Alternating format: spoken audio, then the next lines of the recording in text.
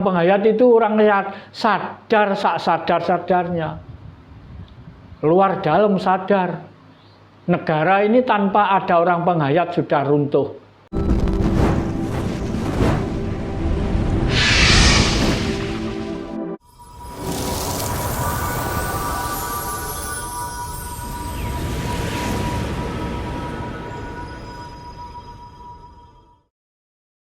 Kalau pemerintah mengatakan, ayo bangsa Indonesia harus tiap rumah harus punya bendera, harus ada tanda burung Garuda, itu simbol kebangsaan kita. Kalau pemerintah yang mengadakan, yang nyuruh, pasti ikut, nggak akan bantah. Nggak ada, nggak pernah ada. Kita bangsa Indonesia. Orang penghayat itu orang lihat sadar, sadar-sadarnya. Luar dalam sadar. Negara ini tanpa ada orang penghayat sudah runtuh. Hancur. Dipakai bansaan orang agama-agama. Kenapa kita bangsa Indonesia pakai tolak ukur agama?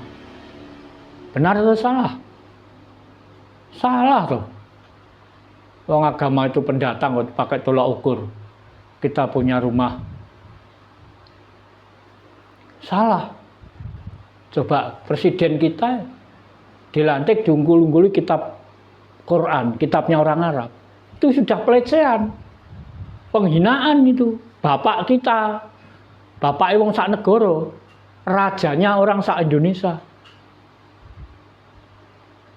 Belum lagi Anda kepala daerah, lurah saja, kepala desa, dilantik diunggul kitab. Apa ini?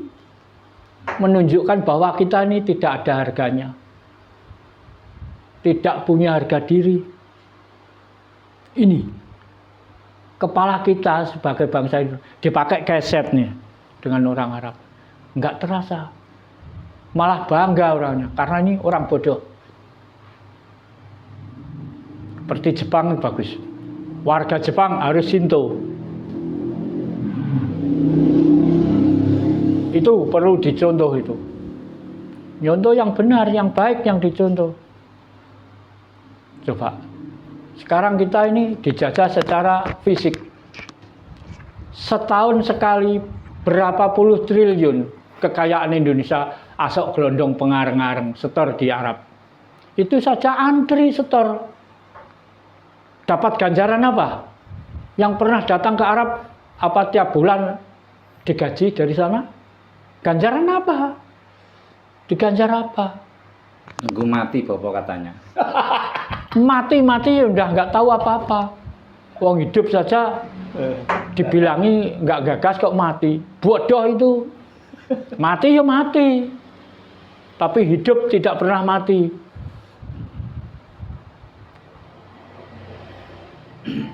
Hidup tidak pernah mati. Kalau sudah mati, ya mati. Orang sudah mati, sudah meninggal, dibacakan buku. Mosok dengar. Oke, Bapak. Kita semua tahu kan tentang peninggalan-peninggalan zaman dulu. Seperti candi-candi yang ada banyak di Indonesia, ya, khususnya di Jawa ini kan peninggalan dari leluhur. Ya.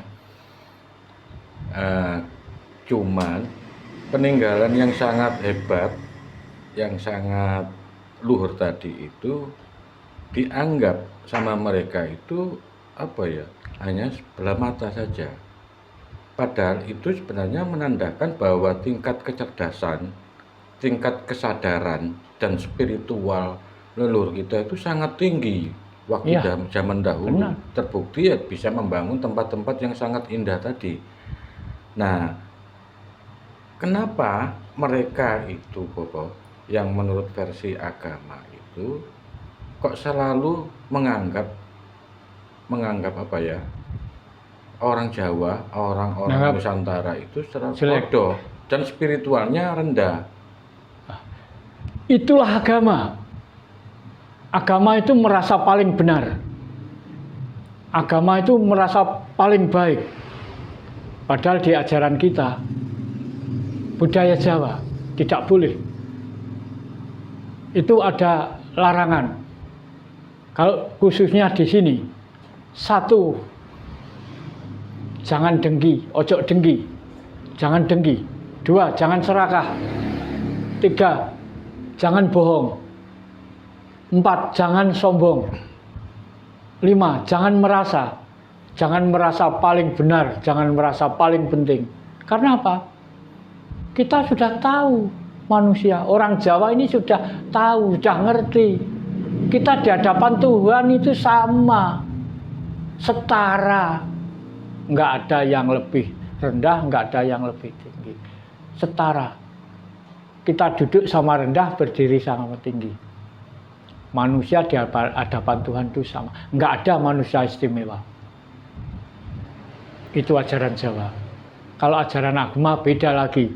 Mengistimewakan satu orang. Pasti itu yang dianggap istimewa. Manusia di hadapan Tuhan itu sama. Tidak ada manusia yang istimewa. Kalau manusia ingin istimewa, berjuang sendiri untuk mengistimewakan dirinya. Enggak ada. Apalagi di bawah naungan pemerintahan. Kita punya hak dan kewajiban yang sama. Nah, tinggal pemerintahnya. Tahu apa enggak? Bohong apa enggak? Makanya saya sudah sering mengatakan, Indonesia tidak melarang agama, tapi agama jangan dinegerikan. Itu penjajah. Enggak ada penjajah baik itu enggak ada. Penjajah baik itu karena yang dijajah nurut. Kalau yang dijajah melawan, enggak bisa baik. Contohnya sekarang. Sekarang ini sampai orang ini sudah kehilangan aslinya. Saya itu sering nyetel seni Jawa. Ada yang liwat nih, ada yang hidungnya disumpet, ada yang telinganya. Itulah orang yang sudah terjangkit virus Arab. Jelas itu. Makanya walaupun leluhur Jawa, kalau sudah terjangkit virus Arab, itu dadinya. Seandainya leluhur kita itu tidak ikut membesar-besarkan, mengembangkan budaya Arab, nggak sampai separah ini kita. Ayo, apa perlu saya tunjuk hidung? Nah, itu memang ironis Bapak ya. Ketika kita berusaha untuk mengembalikan ajaran Jawa, ben wong Jawa ki gak ilang Jawane. Nggih. Paling tidak kita juga menjaga agar masa depan anak cucu kita nanti Oh iya. biar tetap kokoh jati diri sebagai orang Jawa, orang Indonesia. Orang Indonesia. Nah, persoalannya begini, Bapak. Kalau menurut metode di dalam agama, mereka itu kan ada syiar agama.